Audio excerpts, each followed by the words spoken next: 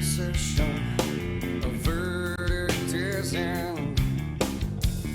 No appeal on the docket today, just my own sin.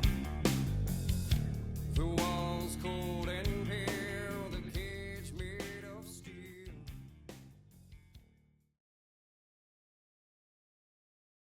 I once had a life and death battle with a stalker. Over 6 days he did his best to lure me to the Golden Gate Bridge and hurl me to my death. I was easy to fool, being lost and friendless.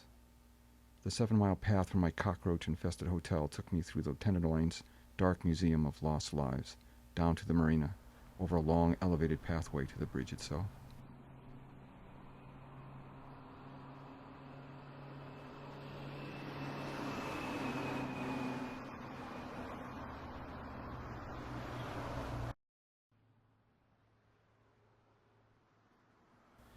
A dark and beautiful walk, full of flowers, waves, despair.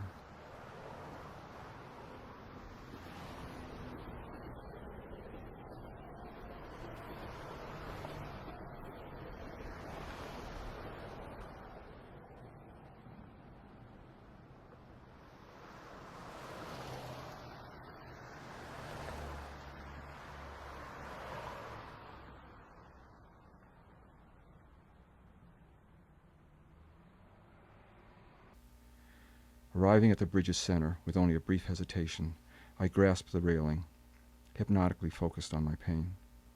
I was just a speck of awareness in a body torn apart by a hurricane of emotion. Soon in awareness, I just wasn't going to die that day. Pushed and pulled by forces I didn't understand, not wanting to attract attention, I let go of the rail and left the bridge. Day 2's journey was nearly the same. Same path, same result. On the walk, I focused on my mother's sister who had killed herself by jumping in front of a train. I remembered my mother's own suicide attempts. The 3rd and 4th day each began with me convinced that I would die, each afternoon finding me still alive.